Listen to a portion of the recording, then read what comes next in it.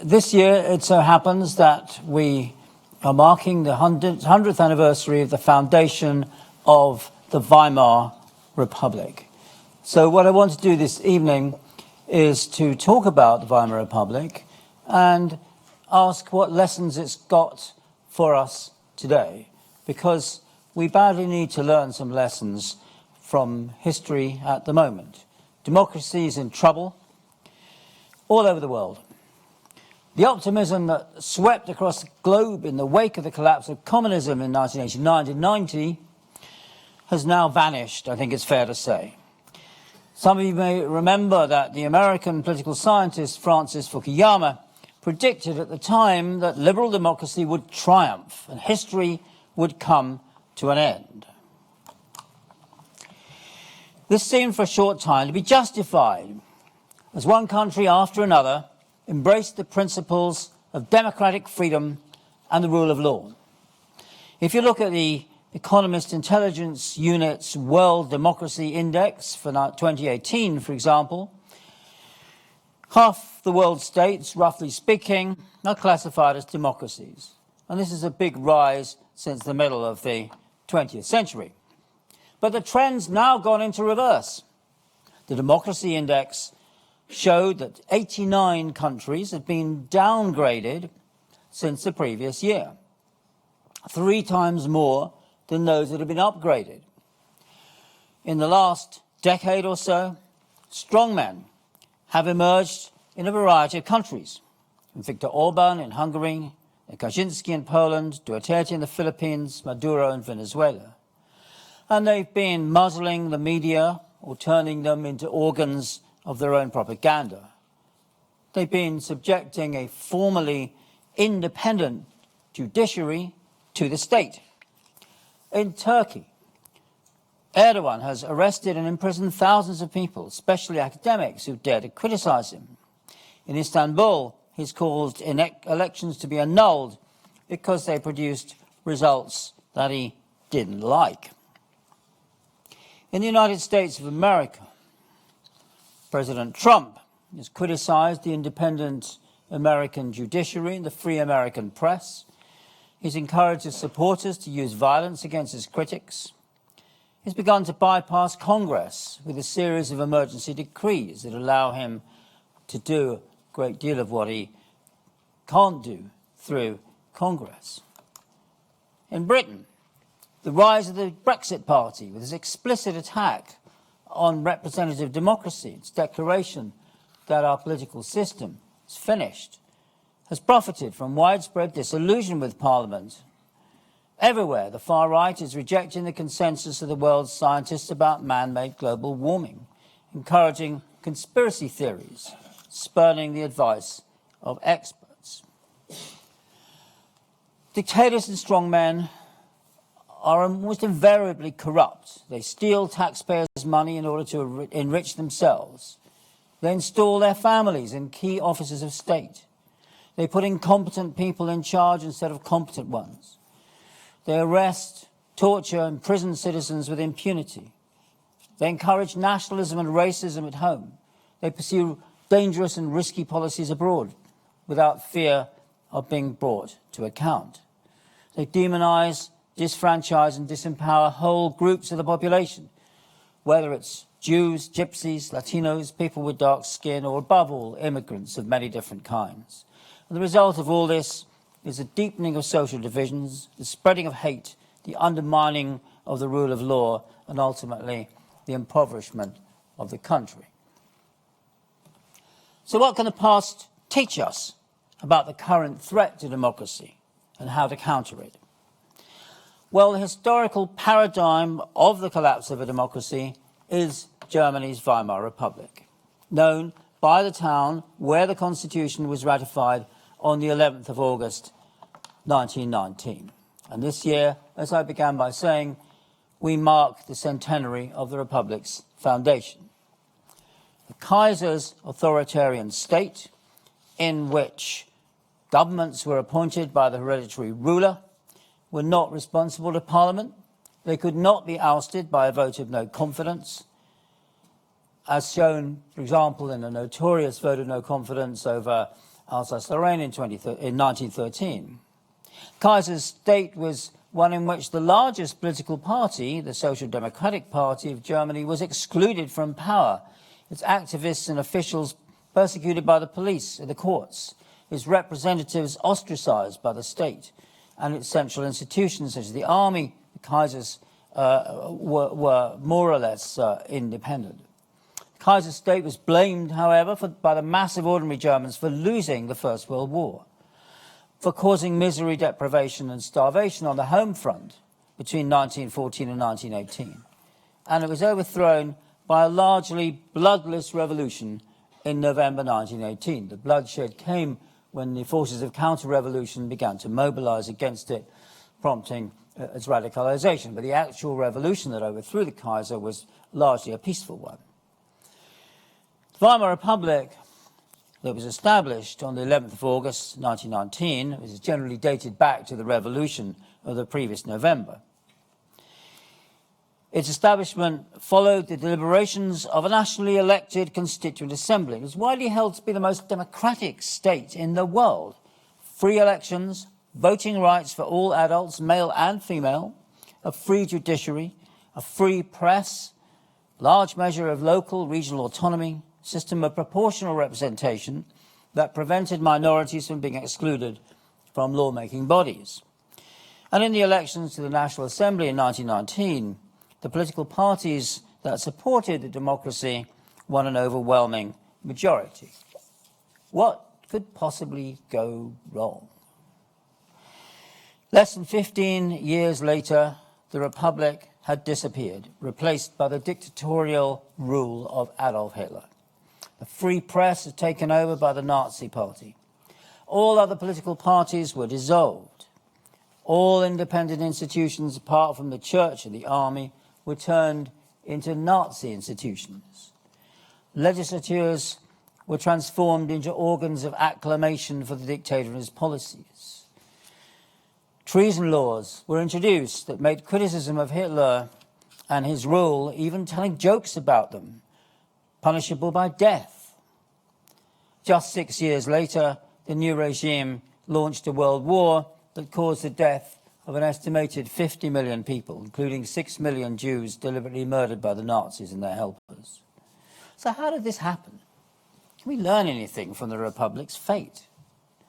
It's not surprising that many commentators have pointed to its experience as a lesson for our own times. Martin Kettle, for example, writing The Guardian last month, noted significant parallels with Brexit Britain.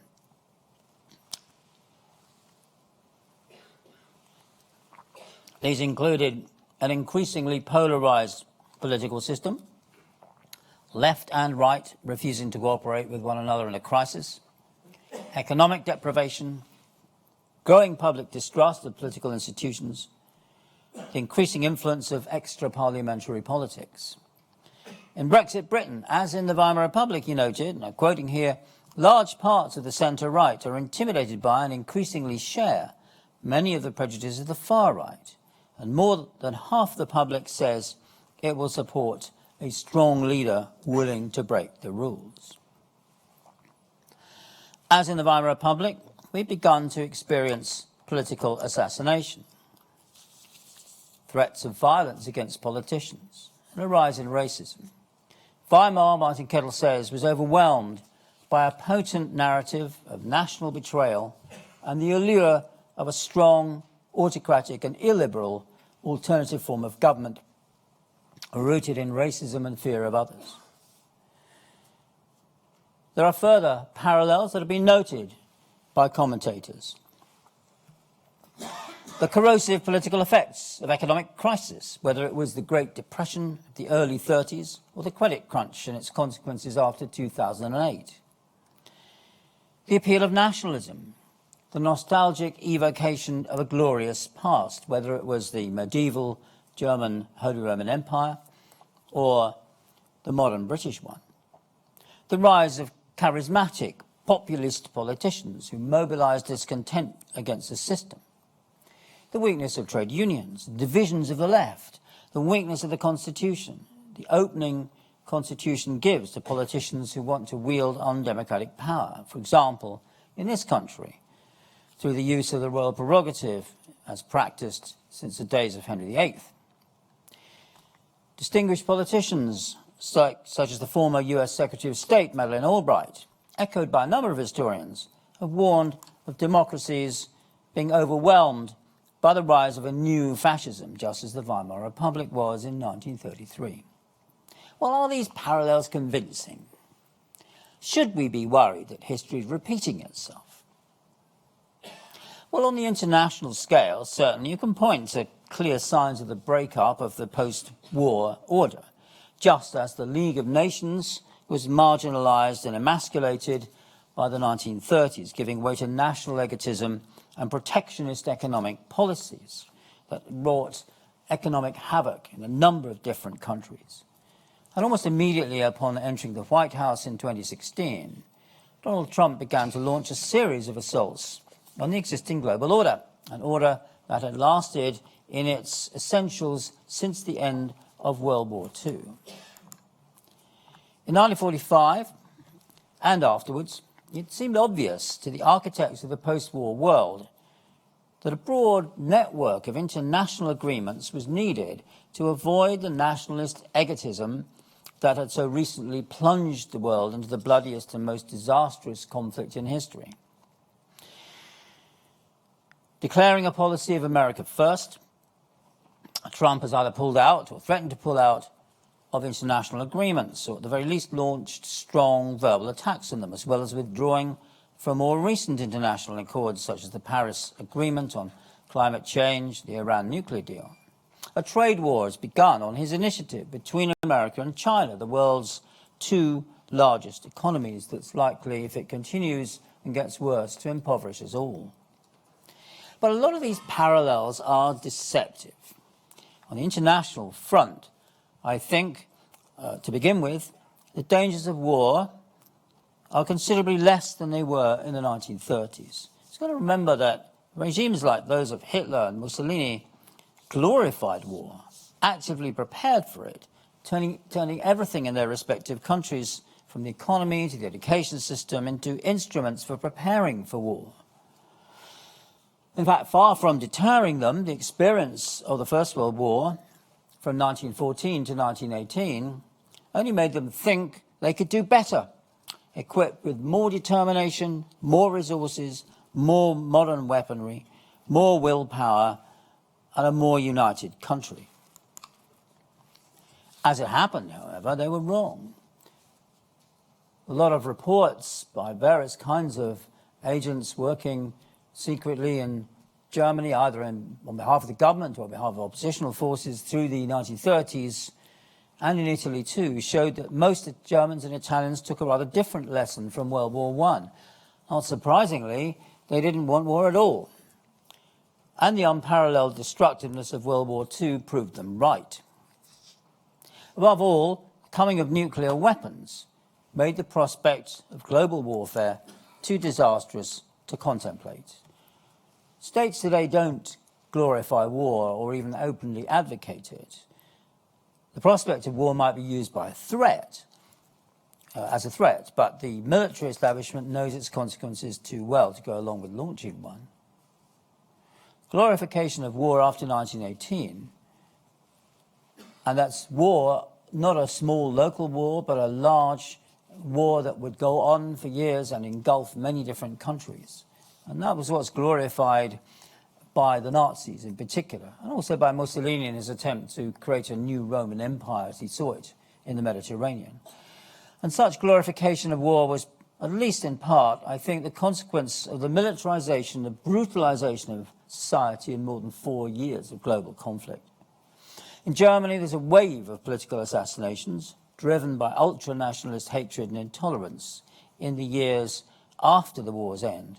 There has no parallel in Britain today, despite the murder of Joe Cox and threats of violence against MPs. Post-war violence in Germany and Italy, for that matter, not to mention Soviet Russia, was on an enormously bigger scale. And in Germany in the 1920s and early 30s, every political party had its organized, armed, uniformed paramilitary wing. The stormtroopers or brown shirts for the Nazis, the Reichsbanner for the Social Democrats, the steel helmets for the nationalists, the Red Front Fighters League for the communists. And these numbered hundreds of thousands of mostly unemployed young men by the early 30s, clashing every day in meetings and on the streets, beating up their opponents, breaking up their assemblies, speeches, marching ceaselessly through the streets. Here you've got a selection of them. Some are quite difficult to tell which is which. But you've got the Nazi stormtroopers, top right, and you've got the communists, top left. You've got the Reichsbanner, bottom left. And again, you've got, including a chap with a white beard there, I think that's the unfortunate Reichsbanner yet again, which is not the most effective of them. Level of violence in Germany in the early 30s was absolutely amazing. In 1932, 84 Nazis were killed in street clashes with other armed groups. 75 communists were killed in the first 6 months of the year. In the election campaign of June to July that year, there were 105 violent deaths in Prussia alone caused by political conflict. Police counted 461 political riots with 400 injuries and 82 deaths. Between 1929 and 1933, some 50 Reichsbanner men were killed in clashes with communists or Nazis. It wasn't just the Nazis who were unleashing violence on the streets. It was a general phenomenon in Germany in the final years of the Weimar Republic. And this organized violence and its glorification by political leaders, I think, is generally unacceptable today, along with the militarization of society that helped produce it and generate a degree of tolerance for it in the general public. Reactions to the First World War were often, as I said, a determination, as it were, to do better next time. Reactions to the massively more destructive Second World War were, by contrast, a much greater determination to avoid a conflict of that kind in the future. And of course, in an internet-connected world such as the one we live in, the round-the-clock global news media would be in a state of outrage if that kind of violence happened, the sort that happened in Germany in the early 1930s. In the end, too, the German public in the early 30s was disturbed by the level of public violence. A significant part of the appeal of the Nazis to voters lay in their promise to restore law and order on Germany's streets, even though they'd been as responsible as anyone for the violence in the first place. And then the dictatorships of the 1930s are widely regarded nowadays as some of the most evil regimes in history. Above all, of course, the Nazis. And violence on this scale will be too much of a reminder of what they were like. So, despite the threats of violence against their opponents, we don't see Trump and his like putting hundreds of thousands of stormtroopers onto the streets, or Viktor Orban organizing a paramilitary movement to beat up his opponents. If an anti-democratic strongman like Turkey's President Erdogan does use violence against his critics, it's through the medium of the state and the coordinated judicial apparatus, not through a private army. And it doesn't involve murdering the thousands of people whom he's arrested. In the last analysis, I think you can also see this turn to arrests on a very large scale as a sign of his growing weakness, as increasing numbers of Turkish citizens turn against his rule. The kind of violence used by Hitler in converting his position as Chancellor of a coalition government dominated by conservative nationalists in January 1933 into a fully fledged dictatorial one-party state by July, with up to 200,000 communists and social democrats imprisoned in makeshift concentration camps and brutally treated till they agreed not to take part in political activities after their release. And this is just after the opening of Dachau near Munich, where these are social democratic and communist political activists who've not yet been issued with uniforms being marched in. Over 600 prisoners were murdered by camp guards, stormtroopers and SS men, and that's a relatively conservative estimate in these months of 1933. And that kind of thing can't really be repeated today, nor can racially motivated violence, murder, and ultimately genocide of the kind the Nazis carried out. And where this or something similar has happened since World War II, as in Cambodia or Uganda in the late 70s, or Rwanda or the Balkans in the 90s, the international community or a neighbouring state has eventually stepped in to oust the regime responsible for it. Politicians who wish to overthrow democracy and establish a dictatorship no longer criticize democratic institutions quite so openly as they did in the 1930s. They usually claim to be democrats themselves, often appealing to the broader public over the heads of what they describe as an undemocratic political elite, an elite that includes those they designate as enemies of the peoples, for example, judges, whom they see as frustrating the popular will, or the fake news press, whom they falsely accuse of spreading lies about them at the behest of vested interests or sinister, malign background forces. What they don't do, however, is to use violence systematically to achieve their goals. They know that public memory of the 1930s and what followed would make this counterproductive. Would-be dictators in our own time tend not to try and seize power by force. Instead, they at least pay lip service to the constitutional niceties. And here, indeed, there are perhaps some parallels with the Weimar Republic. The Republic's constitution was certainly democratic, but it also contained some of the seeds for its destruction. These seeds of destruction, these democratic flaws, did not, I think, lie in its system of proportional representation in elections. It's often been said by historians that proportional representation, in which you voted for a party, not for a constituency, and the party got a number of seats in the legislature proportional to the number of votes it got. So if it got 10% of the votes, it got 10% of the seats. If it got 1% of the vote, it got 1% of the seats. It's often been said that this led to weak and unstable coalition governments, unable to agree on a common policy for combating the depression, for example, convincing voters that what was needed was a strong leader who could sort things out.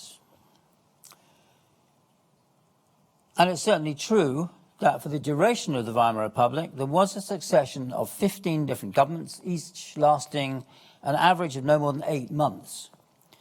Hitler devoted a lot of his own speeches to ridiculing the proliferation of different parties, which he saw as bringing electoral and governmental paralysis to the country.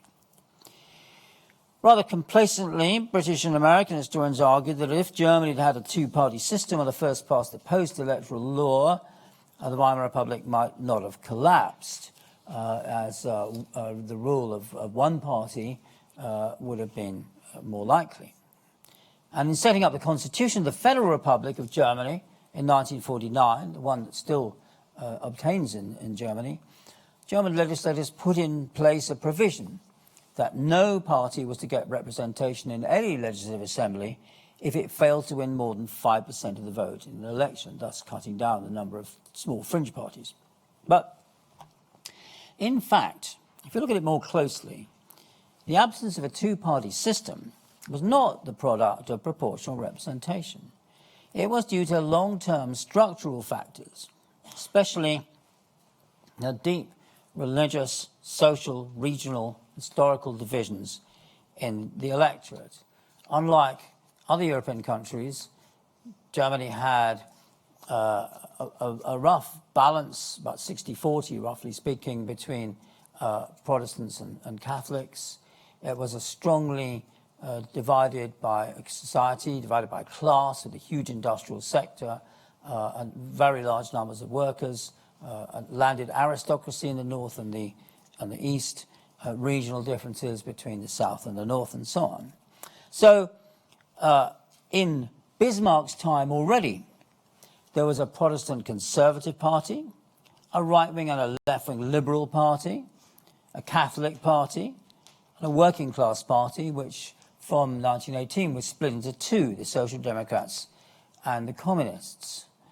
And in fact, that's one of the reasons, again, when refounding German democracy after 1945, the Catholic Centre Party merged with moderate conservative parties, more Protestant bent, to create a larger, more unified kind of a system and overcome the divisions between founded on religion.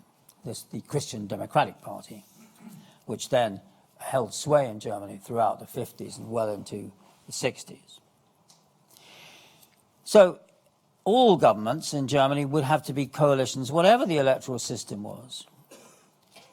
Minor and fringe parties never had a lot of influence. They were seldom in government.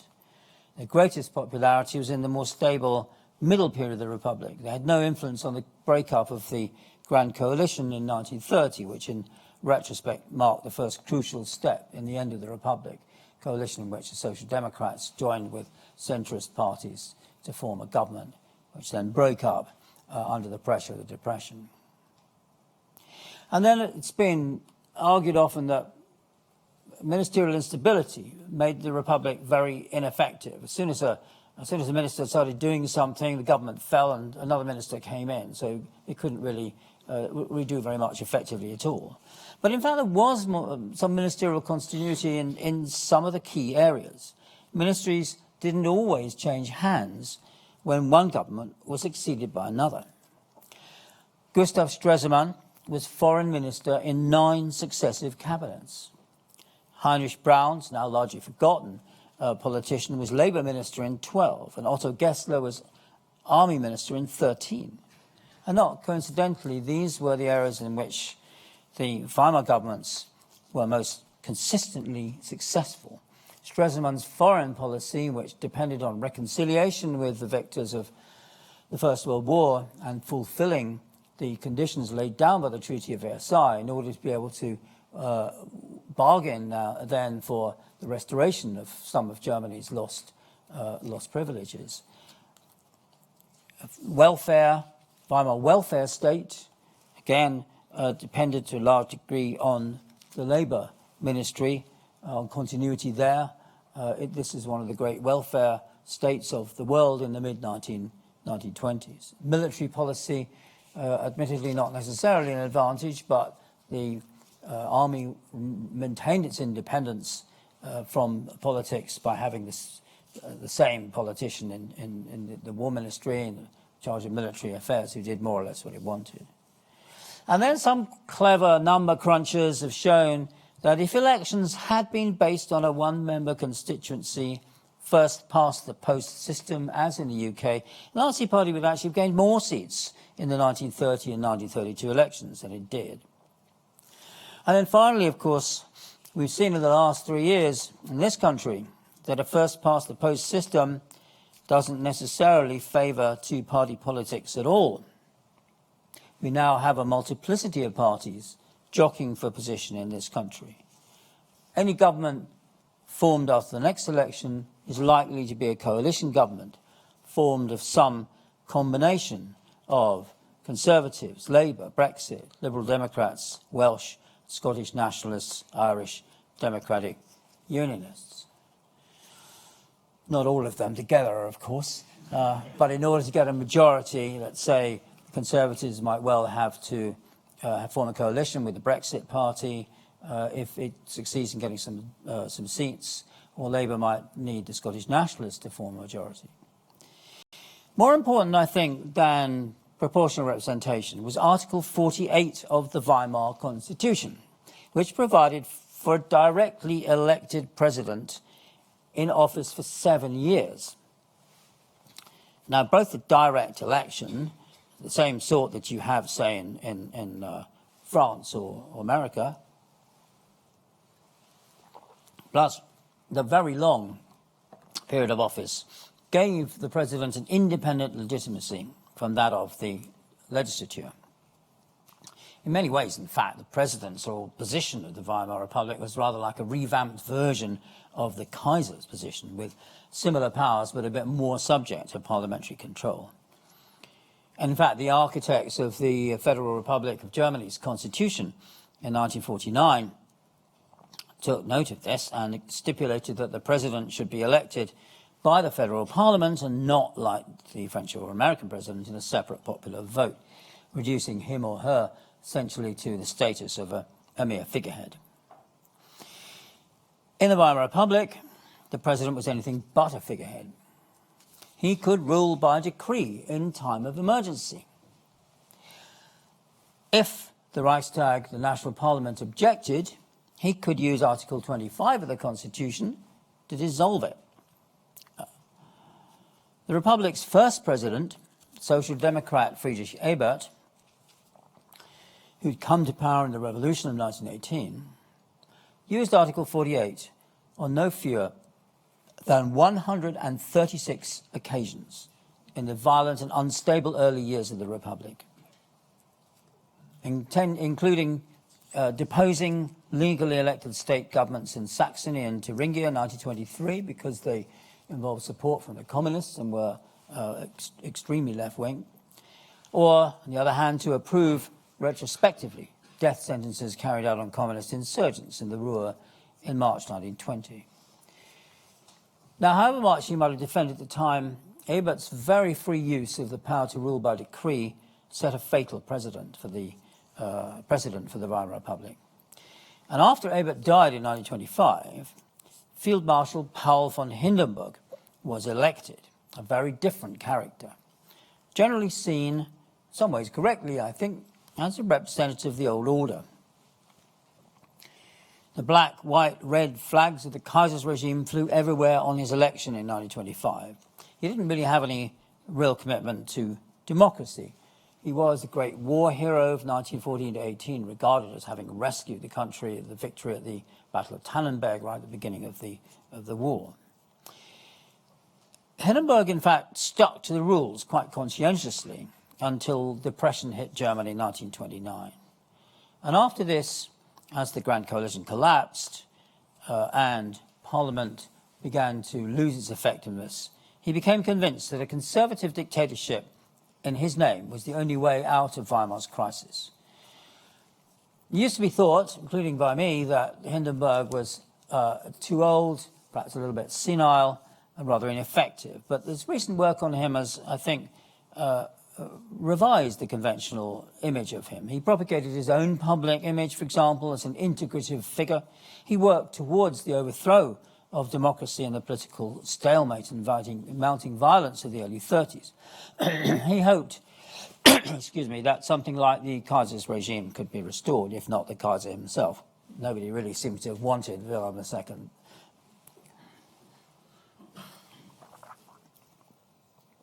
Since the political parties were unable to agree on how to combat the depression, or indeed anything else, government of the moderate conservative Heinrich Brüning, appointed by Hindenburg in 1930 after the Grand Coalition's collapse, was forced to rule by emergency decree through Hindenburg if it was to get any legislation passed at all.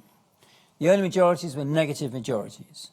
From 1930 onwards, as masses of uniformed Nazi and communist deputies in the Reichstag disrupted every parliamentary session by shouting and chanting at each other, the Reichstag met on fewer and fewer occasions.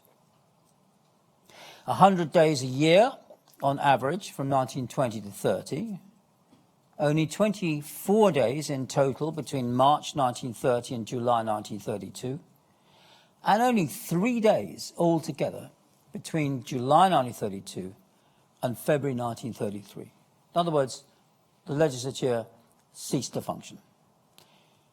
This concentrated effective power in the hands of a few men around the president, including the Chancellor, now appointed by Hindenburg, and his advisors. Brüning and his successors, Papen and Schleicher, lacked any electoral support. Their voters had decamped to the Nazis.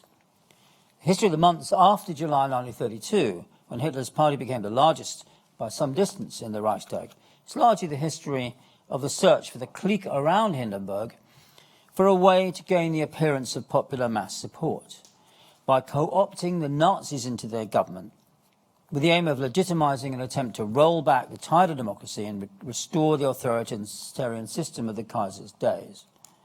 And here you can see two contemporary cartoons which illustrate that point. There's Hindenburg and Hitler dressed as somewhat implausibly as Romans of old, saying that it's a heaven-sent opportunity to set up a dictatorship. And on the right, you have Hindenburg and Papen hoisting Hitler into power. And that's what happened on the 30th of January 1933, when Hindenburg appointed Hitler as head of a coalition government. Now, a coalition government in which the Nazis are only a small minority, there's only 4 of them in ministries. Conservative nationalists held all the other ministries. And they despised Hitler as an amateur, an outsider. The aristocratic Papen, who was made vice-chancellor, declared to a friend, "Within 2 months, we will have pushed Hitler so far into a corner that he'll squeak." Probably one of the most disastrously wrong predictions ever made in history. So it seems to me the one lesson we can learn from this is that it's vital for a democracy to assert the powers of Parliament, parliamentary sovereignty, if you like to put it that way. The ability of a government or a head of state to rule by emergency decree can be fatal to democracy. It already becomes so common under Ebert and then under Brüning, Papen and Schleicher that nobody at first thought Hitler was doing anything different when he used Hindenburg's powers of decree to suspend civil liberties after the Reichstag was burnt down by a lone, somewhat deranged Dutch anarcho-syndicalist, Marinus von der Lubbe, on the 27th, 28th of February 1933. And this so-called Reichstag fire decree was then renewed on a regular basis all the way up to the collapse of the Third Reich in 1945, and nobody was able to do anything about it. This is from the New York Times reporting the event. So the lesson seems to be that to prevent the collapse of representative democracy, Parliament has to stop its power being eroded. And in Britain today, as in the final years of the Weimar Republic, the legislature is more or less paralysed, at least on the most important issue of our time, as the only majorities on Brexit votes are negative ones. It's a distinct possibility that if the next Prime Minister, whoever it might be, and we'll find out fairly soon, is determined to push through a no-deal Brexit, knowing beforehand it will be voted down if it was presented to Parliament, he could simply ensure that Parliament doesn't meet in the second half of October when the deadline falls and is not able to secure an extension from the EU, thus allowing no deal to happen by default. And if this happens, Britain's parliamentary system would truly be in trouble. Already, I think, the Fixed Term Parliaments Act, passed at the beginning of the Cameron-Clegg coalition, is a serious inroad into the freedom of Parliament to exercise control over the executive. But actually bypassing it, refusing it to have a say on a no-deal Brexit, I think would be very serious indeed. Now, in Germany in the early 1930s, in the Weimar Republic, the Reichstag was paralysed because of the electoral success of the explicitly anti-parliamentary Nazis and communists, not because there was a multiplicity of parties and factions, each cancelling the other out. But it's important to remember that the most the Nazis ever got in a free election was 37.4% of the vote. Even in the semi-free elections of March 1933, so over a month after or 2 months after January 30th, 5th of March, so several weeks after Hitler had become Chancellor, he'd been in power long enough to ensure that rival parties weren't allowed to campaign, for example. But even then, the Nazis only managed 44%. They were only able to form a majority again with the help of the conservative nationalist coalition parties, who won 8%.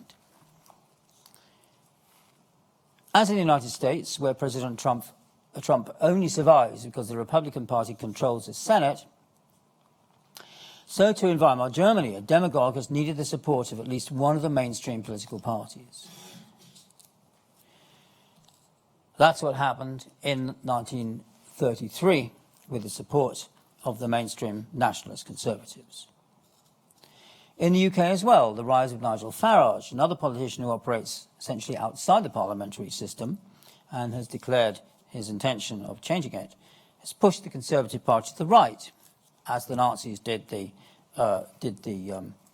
Conservative Nationalists. And not only over Brexit, but also other issues like the privatisation of the National Health Service. It remains to be seen whether the Brexit Party wins enough seats in the next election, whenever that takes place, to make it indispensable as a coalition partner if the Conservatives are to form a government. Just as likely, given the splitting of the Conservative vote by the Brexit Party, is a qualified victory by the Labour Party, which would then require the Scottish Nationalists as coalition partners if it was to form a government, a move that would have its own dramatic consequences for the integrity of the United Kingdom. You've got the latest Westminster voting intentions, and you can see we now have at the very least a 4, possibly even a 5-party system, with the first 4 on roughly level pegging. The Brexit Party slightly ahead. Nevertheless, I think, although this is a dramatic change from what we've been used to for decades with basically a 2-party system, it's a long way from the kind of meltdown of democratic institutions that happened in Weimar Germany. Parliamentary and judicial institutions in the UK, I believe, are more robust. Democratic political culture, for all its weaknesses, is much more firmly rooted than in Weimar Germany, where democracy was something rather new in 1918. What one might broadly call the left in this country is deeply divided, both between Labour, Liberal Democrats and Greens, also within the Labour Party, between Jeremy Corbyn's hard left and what it likes to call dismissively the Blairites. But such divisions were far deeper in the Weimar Republic.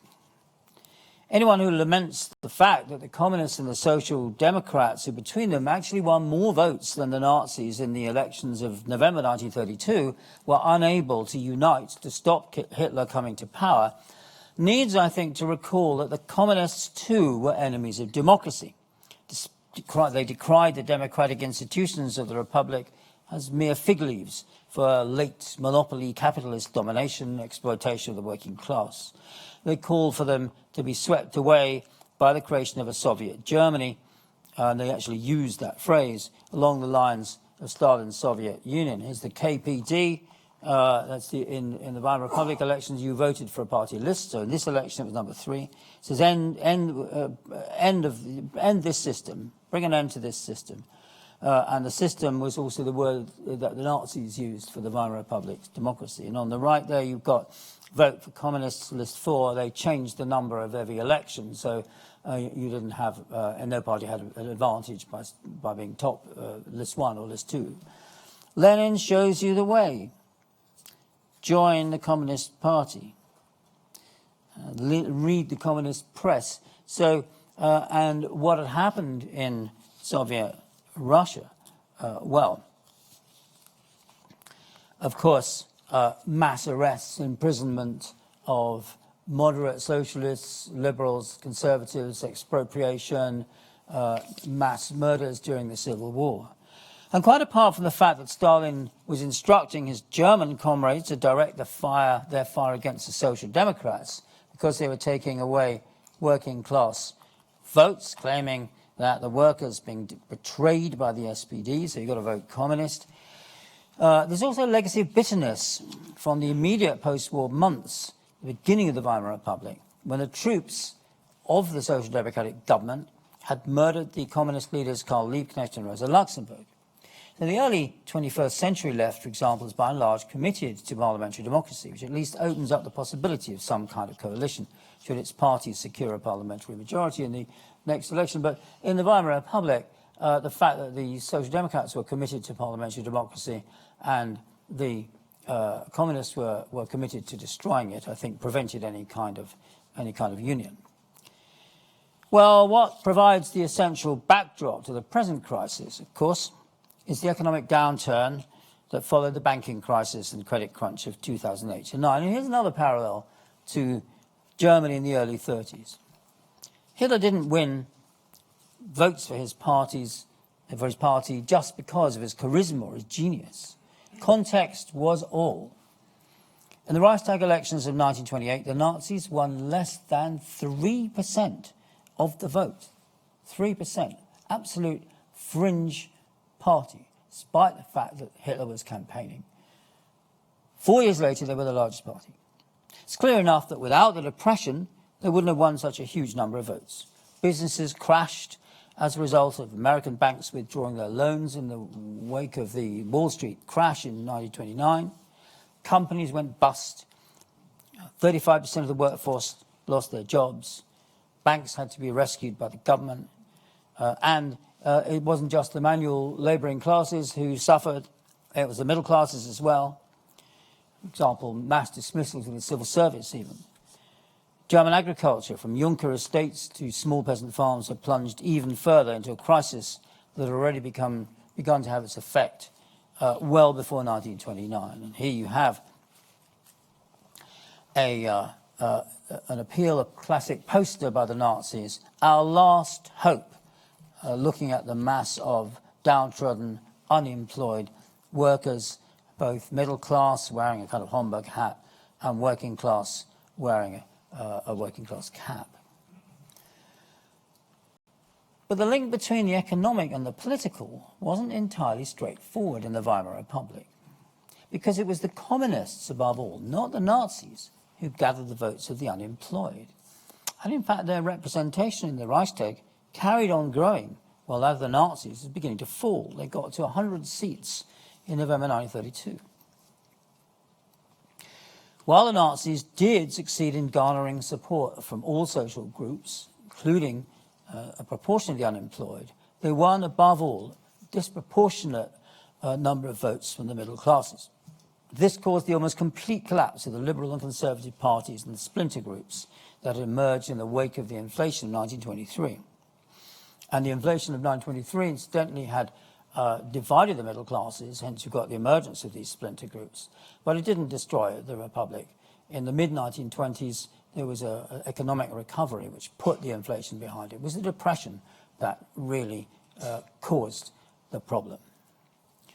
And these people who deserted the liberal parties, both right and left, and deserted the nationalist parties, these are the people who are disillusioned with the Republic's failure in the economy, culminating in the Depression, but also terrified of the seemingly unstoppable rise of communism in Germany. They knew what had happened to what the communists called the bourgeoisie in Russia: dispossession, imprisonment, murder. They most certainly didn't want that to happen in Germany as well. So here you have the election results. See the meteoric rise of the Nazi Party from almost nothing in May 1928 to its peak in July 1932. And the black line towards the right means that after then elections are not entirely free, to put it mildly. There you have the Catholic Centre Party more or less holding its own, sharp decline in the Social Democrats, when some of whom went to communists, some of whom went to the Nazis, and the green and yellow parties, again, those are kind of middling parties, and the black as well, going down to July 1932, all pretty well collapsing. Hitler won votes because his movement was young and vigorous, promised to rescue the country from its crisis, pledged to make Germany great again, if I can use that phrase, after the humiliations of the loss of the First World War and the Treaty of Versailles. Its programme was short on specifics, but strong on vague but attractive slogans. Labour, freedom, bread, vote for National Socialists. Wake up Germany, or Germany is waking up. It's kind of ambiguous. Again, vote for the National Socialists. Let's put Germany back to work. Let's protect the German mother, and so on.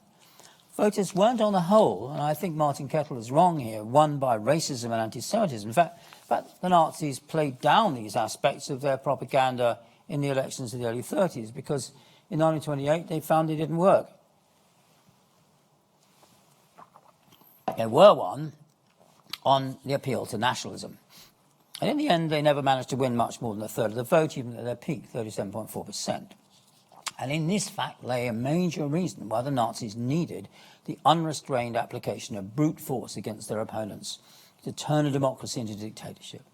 The more violence on the streets there was, in addition to this, the more potential power accrued to the army. It might have been restricted in many ways by the terms of the 1919 peace settlement, limiting its numbers to 100,000, for example, banning tanks and various other heavy weapons. But the army still far outgunned the paramilitary movements and outmatched them in terms of discipline and organisation. During the entirety of the Republic, the army, as I mentioned, retained its independence from political control. In the early 30s, it became a key power broker. The more violence there was, the more crucial its position became.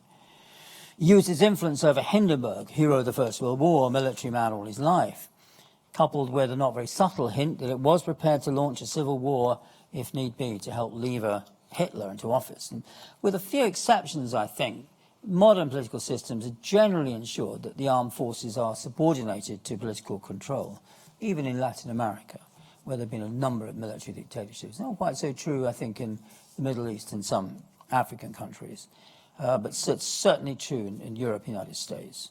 And the relative absence of political violence on the streets has largely reduced their room for political manoeuvre. There's not much of a modern parallel here, perhaps.